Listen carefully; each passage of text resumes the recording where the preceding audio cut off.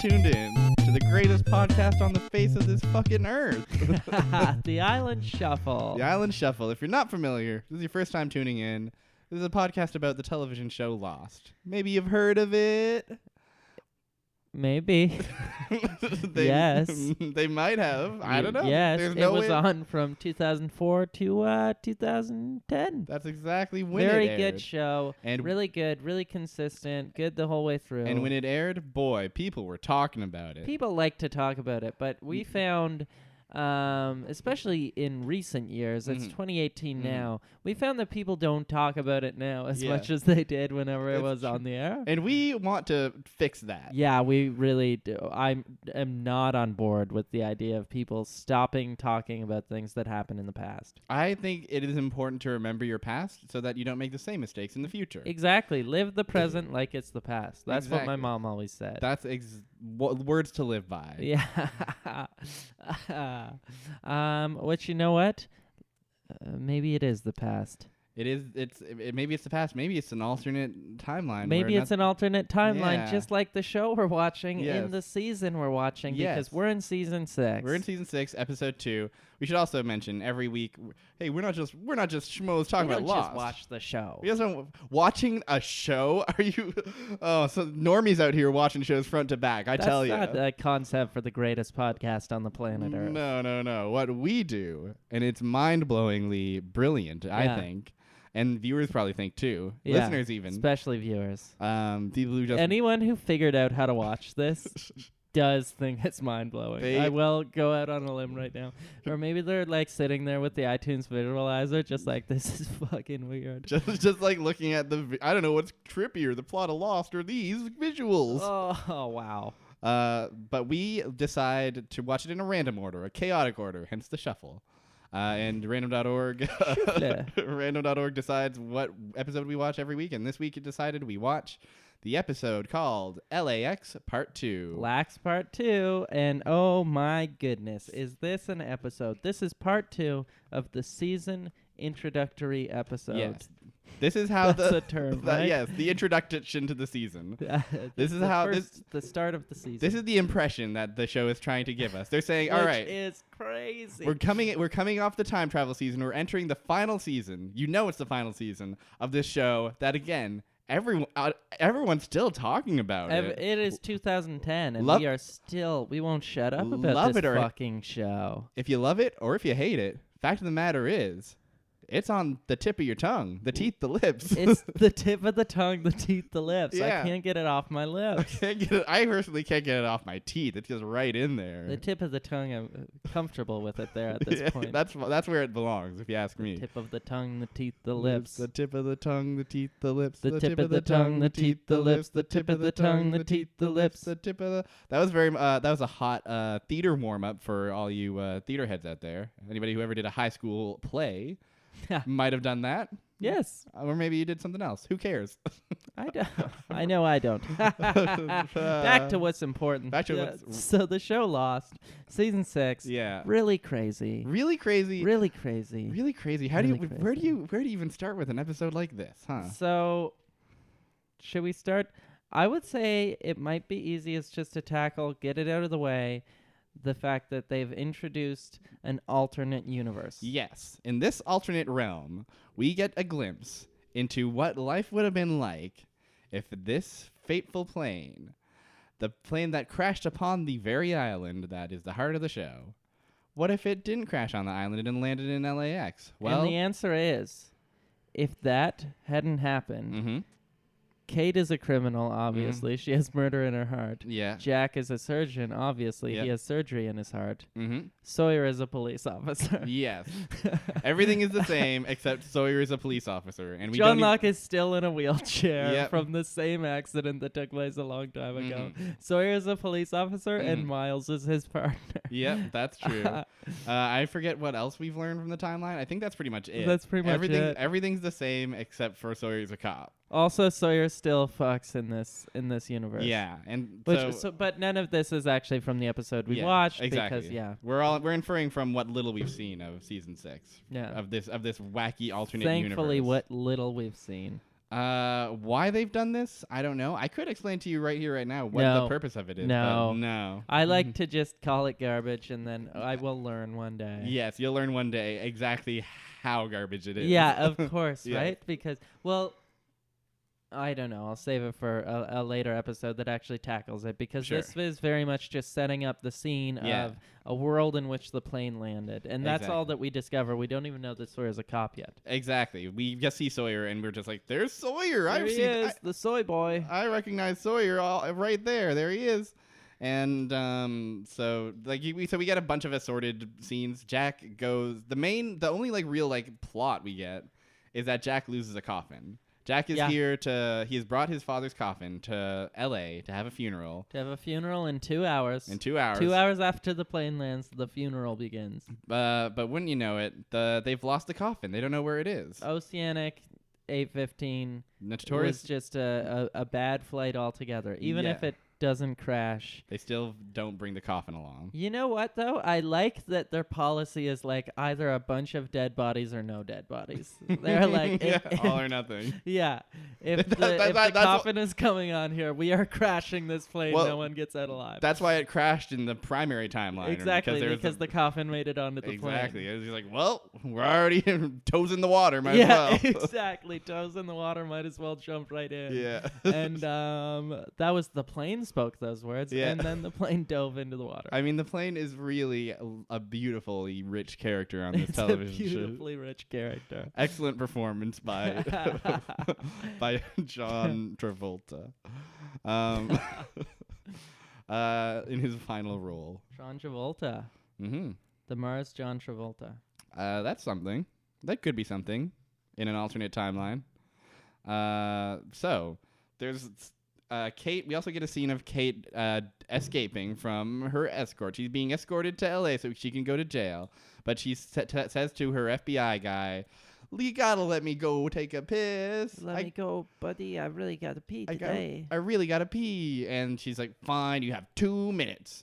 And so Kate goes to take a piss. But no. This is not just any old Kate. This is murder in her heart, mastermind criminal Kate. Oh. So she takes a pen from her pocket, unfurls it, and uses it to escape from her handcuffs, and then busts out of the bathroom and beats the heck out of the man. It is crazy. And then he runs off, and she steals his gun.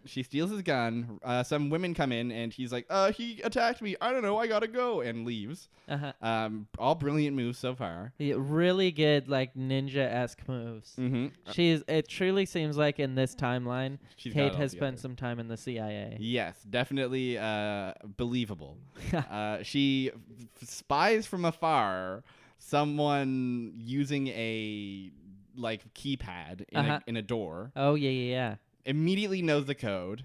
Immediately sees the code and goes to use it. Uses it to escape, and she makes it out to where they're waiting for taxis. It is a wholly believable plot. Mm-hmm. So far, she's made it. She's home free. She's only escaped an FBI agent while he was armed and she was in handcuffs. What could possibly stop him? Well, Kate's about to get into the cab when suddenly a man says, "Hey, lady, what are you doing? There's a line. We wait in line like the rest of us." Jeez, lady. And she does. She says, "Okay, you're right. Sorry, you're right." That was rude of me. That was really rude of me. I was just escaping so I could go on the lam for murder. But I guess I should get back in line before I make my final escape.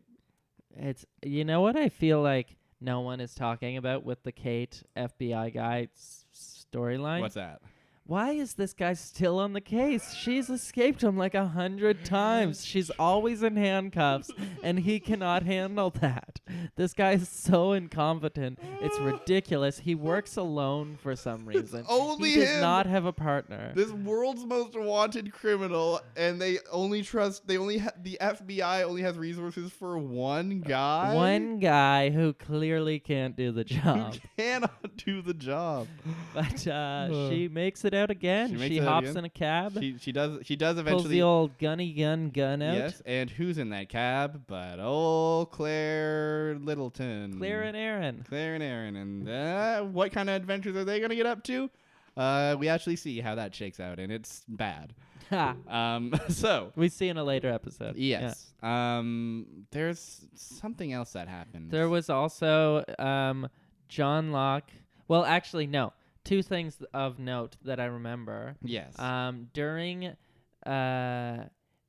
Kate's chase away. Yes. She gets into an elevator with Sawyer. We're like, oh, it's Sawyer. And he sees that she has handcuffs and stuff. Yeah. And then he just smirks, and then he helps her get away. Yeah. Which I didn't realize until you mentioned, but Sawyer is a police officer. Yes. In this world, that was police officer Sawyer just being like, not my problem. Yeah, exactly. I got the day off. Will be kids. Yeah. Yeah, I'm on vacation. Fucking nutso. The other nutso part of this episode, or at least the alternate timeline part, Jack is hashing it out on a flip phone. And he's saying, Mom, I know, but like we can't do anything until we get the body. Ugh, what the heck am I gonna do? The body, And we hear a timid little voice from off screen saying, what'd you lose, my friend? And who could it be but none other than the lawn jock himself. The long jock himself. The lawn of jock. Played by Terrence of Quinn. Quinny O'Tear. Old Quinn. John Locke himself, the smoke monster. Mm-hmm. And Jack says, you're not going to believe it. It's not just any old suitcase they lost. It's my damn ass dead dad. That's my little daddy. I don't know where he went, and the people in the plane, they say that they don't know where he is. And that's how Jack sounds. That's my little daddy. That's my little dead daddy. I wanted to put him in the ground, but I can't find the body. You can't find the body. They can't find the body, and I have a hole in the ground. It's dug, and the funeral is in 1 hour now, and they say he's in transit. I don't know where my little daddy went. Oh, could you help me find my little daddy? And John comes up with some real hallmark wisdom here. Yeah, a real dose of the dirt here. A real page day calendar take here. We've got ourselves John Locke says, well, listen, it's not like they really lost your father. They just lost his body. Oh, fuck you. That is, I think, reasonable advice from a close loved one. I think if you're distressed about that situation, I think that's fair advice. From a stranger, it is unhelpful. From a stranger who just inserted himself into this situation through sheer arrogance. Yeah. Like it's so unbelievable. Imagine if you were in that situation. What would you do? What would you do if you were like, man, the body of my relative is absent. It is nowhere to be found. And then a stranger says, well, if you think about it, he's out there somewhere or some shit like that. What are you, a street preacher? Yeah. Get out of here. Okay. No, I don't want your Bible. Get out. Go. Lord. And then they chat for a while, and Locke's just like, I lost some knives. And Jack is like, hey, as long as we're being really invasive, what happened to your... Yeah. But why are you in a wheelchair? And John Locke is like, what are you, 4 years old? And Locke says, oh, no, it's irreversible. What's you can't fix me. And Jack says, oh, can't I? Winkety wink. And they shake hands, and Jack says, hey, if you ever want to come through for a consultation... It's on the house. I'm a spinal surgeon. And can doctors do that? I don't know. Maybe in this alternate world they can. Maybe that's what's so crazy about this alternate world. Yeah. It's universal healthcare to the max. To the maximum. That would be great if John Locke turned around and he was like, it's always free. What are you talking about? It's always free here in the United Soviet States of America. Yes, United Soviet Union of the States. Here in the good old Canada. Here in the good old USSAC. I love that just all this fucking alternate world shit is so garbage because they didn't do anything with it. It's so uncreative. They didn't change anything about the world. The only way this could have been like, we can talk more seriously about it when we actually talk about what it really is. But it should have been like full tilt madness. It should have actually been like, it should have just been like, like Jack drinks a coffee cup and is like, great piss, huh? That's what we call coffee in this alternate world where everything's crazy. It should be unrecognizable from the world that we have seen. Yeah. Oh, man. On a social level, I guess. Dinosaurs should still be around. Yeah. It's garbage. It's truly garbage. Instead, Sawyer's a cop, and that's that. Sawyer's a cop, and that is all. Everyone else is the exact same person. And they don't even capitalize on Sawyer being a cop, really. No, they don't. They don't use it in this one. No. They forget that it is a thing in this one. They sure do. Maybe they didn't write it yet. They might not have. But you know what else they did right? The rest of this fucking piece of shit episode. And it is bad. So they are walking through the jungle, and then they're like, well, let's go into this fucking cave. Let's go into the cave. Let's establish who this crew is. Let's do a roll call. We've got Jack. Here. We've got Hurley. Present. We've got Kate. Here. And we've got Jin. Here. And we've also got the body of Sayid. They're bringing him along. They're just stringing him along. He has died or is on the verge of death. It is not really clear. He's on the verge of death. Yes. And he's on a little stretcher. It's like they're carting a soccer player off the field. That's exactly what it is. They're going into injury time on the island. Yeah. And so they find a temple. They find a hole in the temple, and they're like, "Let's climb in it." And the main tension here is that there's a hole in the floor. There's a hole in the floor. Stepping around a hole in the floor, and it's like this is so garbage. We're at season 6 of this show, and a hole in the floor is the problem. Are they going to go in the cave? The music is really doing a lot of heavy lifting in this episode. It is. The music is the drama. So what ends up happening is they make it, of course. It's no problem. Oh, another funny thing that happens in this, when they first enter the cave, they find a skeleton, a backpack next to a skeleton. They empty the backpack. It's full of some bullshit and a book. And Hurley goes, "Who brings a book into a cave?" Hurley, buddy. They really wrote that guy awful at certain points. It's like, why do you have to make Hurley so goddamn dumb? There is no reason to ever carry a book with you, ever. This must just be another one of this island's crazy mysteries. Yeah, exactly. It's like we're in a cave right now, and you're like, oh, who brings a book in a cave? And it's like, why are you in there? You're in a cave. Yeah. You're bringing a guitar case into a cave. Exactly. Which we'll get to. Christ, buddy. Lord. Get out of town. So they're walking through, and then suddenly, cut, and Jack realizes, oh, I lost everybody else. And he's like, Kate! And he hears a scream, and he's like, Jin! And they're like, ugh! And suddenly someone punches him in the face. And shoop, and they're all together inside somewhere temple. In the temple. They're at the temple. They made it to the temple, and they're being held at gunpoint by the others. Question mark. The others? Question mark. A faction of the others that only exists at this part of the. For the start of season 6, basically. So this is the temple plot that we had gotten a little bit of.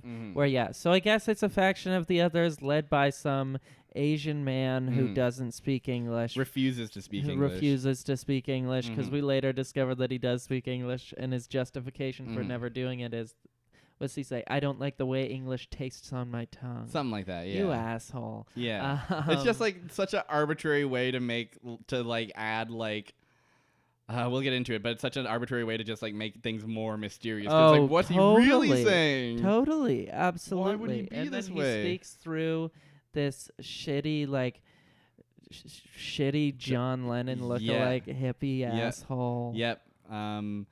So they're basically they arrive and they're like, "Who are you?" One of them is like, "Oh, they were on the first plane," and the boss man says, "All right, shoot them." Until Hurley steps up and says, Jacob sent us. Jacob gave me that guitar case over there. And guitar case over there. And what's in that guitar case? But a big fucking guitar-sized ankh. It's so awful.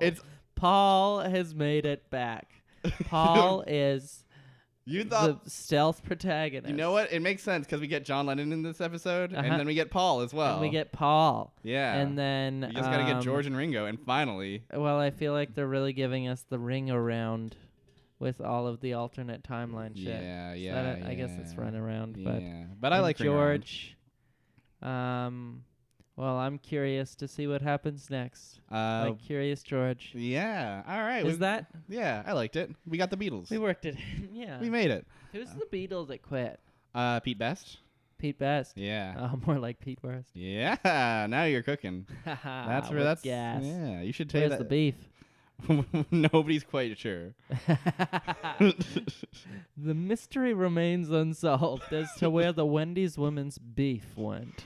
That is, oh boy, what a funny time when that could be a campaign that takes Where's the the nation beef? by storm. It's awesome. That's like I feel like the last one to do that, just specifically like old lady saying something somewhat hilarious, is the Molson Canadian What's Up.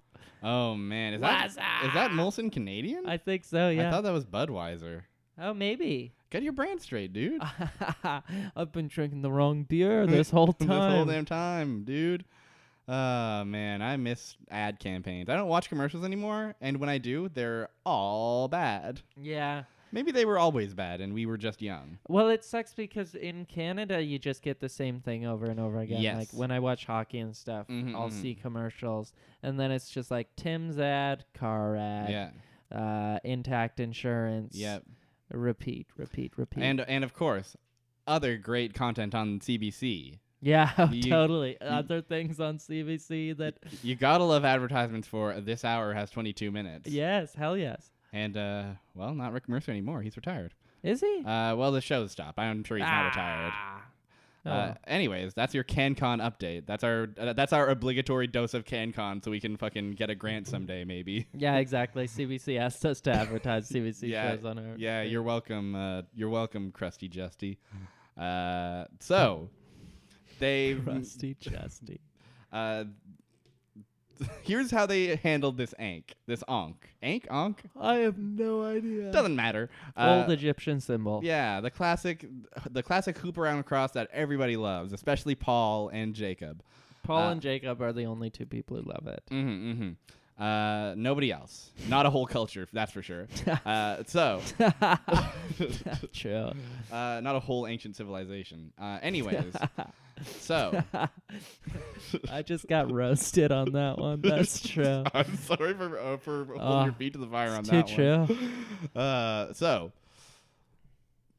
the boss man just cracks the ankh over his knee and pulls out a little tiny paper out of it. It's so garbage. Jacob, you got to come up with a better way of talking to your people. Just write a note like a normal way. Send them a text, buddy. Just like show up and say, hey. Yeah, exactly.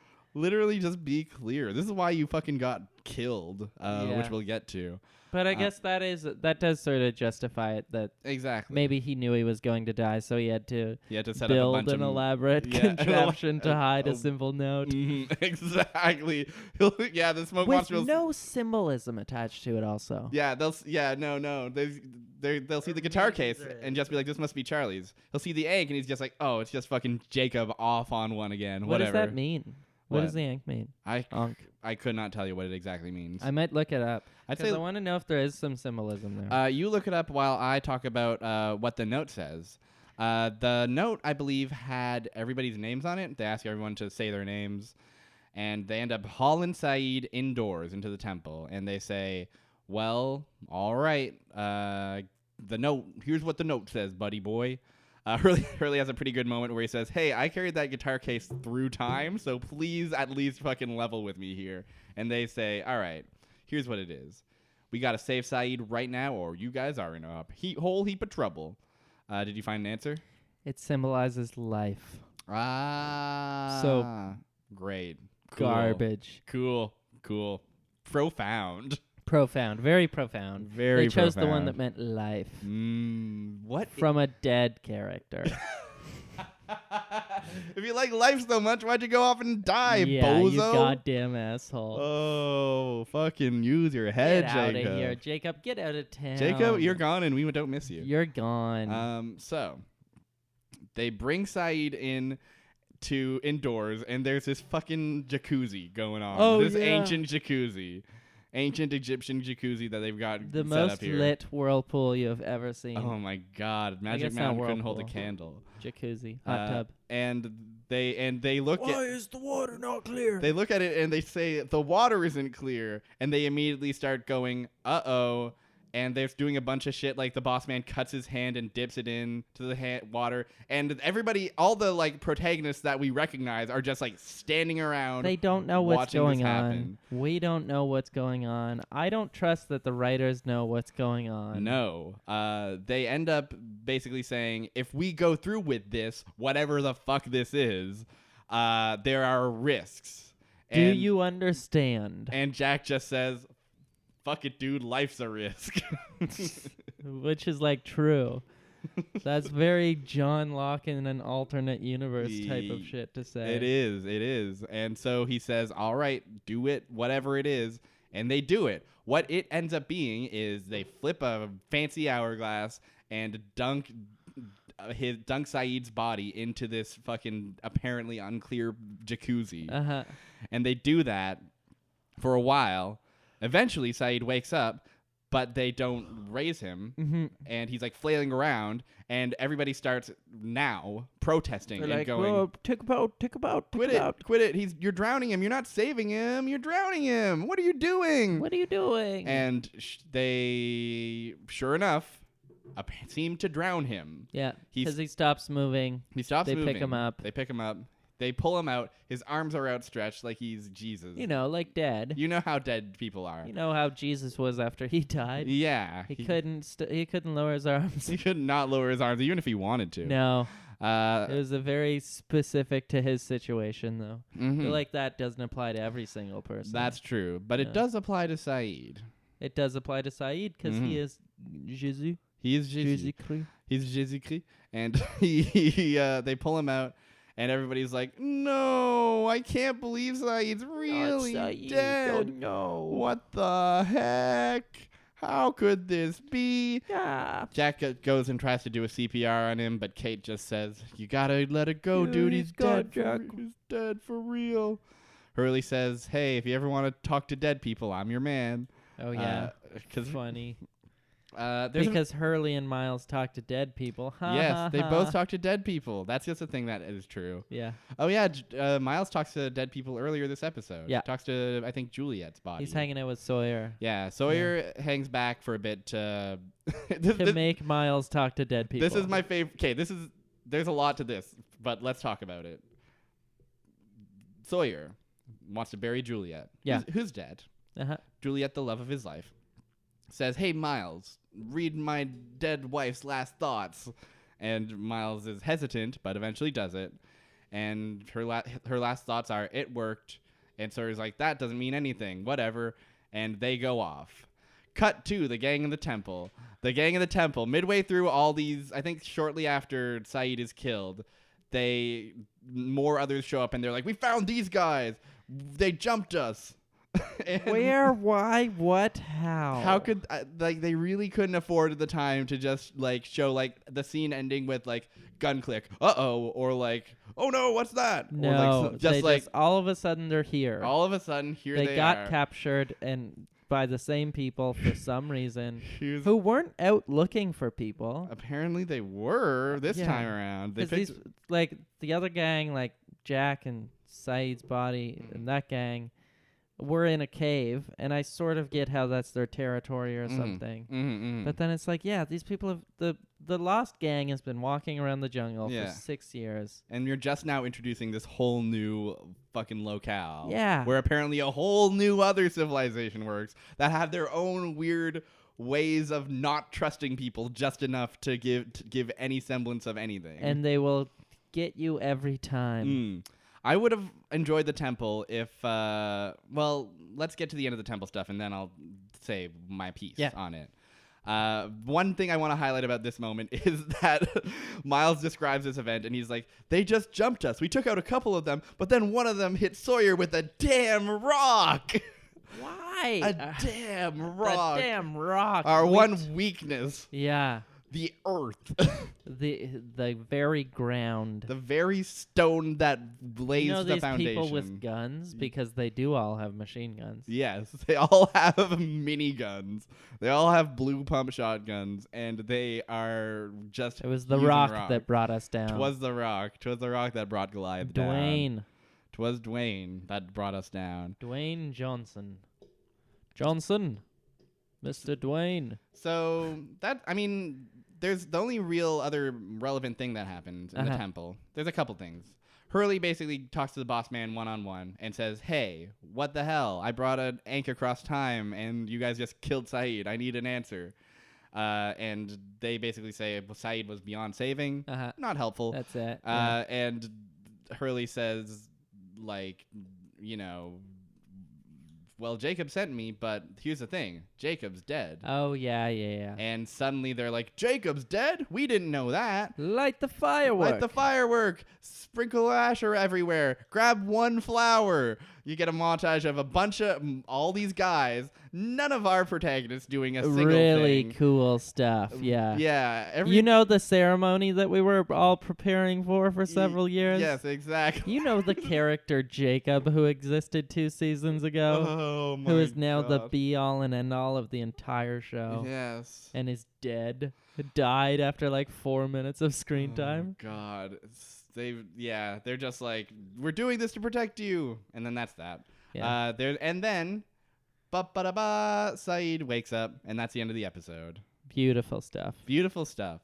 The temple was an opportunity, I think, for them to, for once, have characters fucking cooperate with the cast. To be like, immediately hostile, and then they're like, oh, Jacob sent you? Oh, okay, here's the lowdown. Here's what it is. Here's the fucking scoop. To not have like Dharma 2 or the others 2. Exactly. Instead, they just are doing the same shit again, and we've seen it a million times, and it wasn't even that good back then. No, it's like, we know this is the last season. We know you are building up to something gigantic.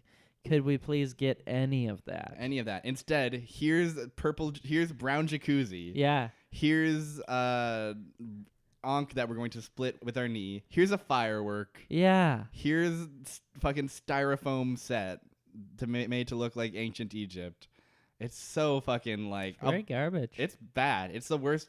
It's the worst we've seen in a long time. It's the worst part of season 6 for sure, and that's saying something. Yeah. It's ridiculous. There's nothing good about it. And it doesn't add up to anything. No, totally, right? It leads to absolutely fucking nothing, except for like Sayid coming back. I mean, that also leads to nothing. Nothing leads to anything. Sayid just is a zombie after, right? Yeah, exactly. He doesn't do anything. Yeah, and everyone's like, wow, Sayid sure isn't the person he was before. And it's like, well, maybe should have been dead. Maybe then. if you talk to him and find that out instead of telling me. Yeah. Oh, totally right. I know Sayid. I've watched him for 6 years now. Yes, I'm familiar with Sayid. Show me Sayid being a zombie instead of being like, I feel kind of like a zombie now. Where's Sayid? Give him like 30 seconds of camera on his face while he doesn't do anything. Brother. It's garbage. But there's one more thing. There's one more thing. After the firework is blown up, it pans to Ricky, Richard Alpert, Ricky and Frank. Son is there. Frank is there. Frank is there, the pilot. Locke's body is there. A bunch of other randos are there. And then Locke walks up with Ben in tow. And everyone's like, oh, that's not really Locke. Yeah. Because the implication is that it's the smoke monster. Exactly. He kicks the shit out of Ricky. He does kick the shit out of Ricky. End of scene. He kicks the shit out of Ricky, says, I'm disappointed in all of you, picks up Ricky and walks into the woods. That's sort of cool. That's the sick fucking move, dude. That's totally good. Yeah, That's good. I'm on board with that one. And you also get another scene before that where Locke and Ben are sitting in Jacob's room, I guess. Post Jacob murder. And they're kind of chatting it out. And Ben figures out, hey, you're not Locke, you're the fucking monster, aren't you? You're the bad guy, and you manipulated me this whole time. What the heck? I'm just a pawn in a crazy big game? And Locke kind of breaks it down and says, well, guess what? You fucking killed Locke, and he was sad when he died. And guess what? I just want to leave. And it's a better scene than I make it sound. Yeah. I'm just mostly tired of this Terry show. O'Quinn does well. Terry O'Quinn does his damnedest. Yeah. He does a very good job of being like a facsimile of Locke that is like super dismissal of Locke. Yeah. He kind of like gives a whole breakdown of like Locke was a fucking loser. He was a dweeb. He came to this island and he thought he was better, but he was just a kind of piece of shit. He was no better. He was a stupid idiot. He was a stupid idiot, and now I look like him, and you're all chumps. There's some really good stares in here. Ben looks like a fucking perv as always. It's great. That's it. That's it, though. That's the whole episode. That's the whole damn episode. That is the second half of how they chose to start this abysmal season. Very bad beginning. Very bad beginning. I'm willing to guess that it has a bad middle too, and a end that some people defend. Yeah, I'd say so. I would say that's about an accurate sum up of the 6th season of Lost, a bad season of the television show Lost, I think. It's so bad. I hate it. It's not good. I hate it. It's like I want to like the show Lost. Yeah. But and then it's like, yeah, it's one thing to go back and watch season 1 and 2 and be like, oh, this has aged. It's not as good as it was at a certain point. Of course. But it's still fine. Exactly. It's still fine. It's fun. These characters are charming. And it's another thing to go back to, even like season 4 or 5 where it's like, this is aged way worse. Yeah. But it's still crazy. Yeah, exactly. At least it's entertaining in a way. Exactly. Whereas this is so like, I'm not interested. I'm not buying what they're selling. Yeah. It's just not even, none of it If I is was there. watching on TV, I would have turned it off. Yeah. Absolutely. I mean, I guess I did. You did, didn't you? I did. You did. I stopped at season 4. You stopped way earlier than this. Yeah, I stopped a long time ago. Yeah. It's so hard to understand how far they fell. It's fucking like, even as deep as we are, it still doesn't even make a lick of sense, really. Yeah. No, totally. How you get from even like a descent from season 5 to this is just like, we're just all the writers like just like giving up. Yeah. Totally. I guess. Because that's what it feels like. Yeah. And it's sad. It's sad. It breaks me heart. Breaks my heart. But what do you say we watch another episode next week? Yeah, let's watch another episode. Maybe it'll be better. Maybe it'll be random.org. Could be worse. True random number generator. Mm-hmm. I did 1 to 121. Yes. Generate 22. 22. Well, my friend, we have a season 1 episode. It's a Kate episode. It's called Born to Run. Born to Run. And we'll be watching that. A little episode of television. Little Bruce Springsteen. Little Bruce Springsteen reference for all you Bruce heads out there. Bruce heads. We know we are a really popular show amongst the Bruce heads. Yeah, almost all of our fans love Bruce Springsteen. Yeah. So they're going to really love this episode. That's Bruce heads like to call themselves breads. Are you excited for Bruce Springsteen's extensive cameo in Kate's flashback? Yeah, the backstory where where Kate is pulled on stage during Dancing in the Dark. And I am, and it's good. It's gonna be great. It's gonna be much better than this. I think. I hope so. I will be very sad if it's not better than this. Honestly, same. That's been this episode of the Damn Ass Show. The Damn Ass Show that I like to call the Island Shuffle. I've been Bean. I've been James. Follow us on Facebook, follow us on Twitter, and if you like us, give us a hug next time you see us. Yeah. That's the episode, and like we say at the end of every one of these crazy old episodes. Yeah.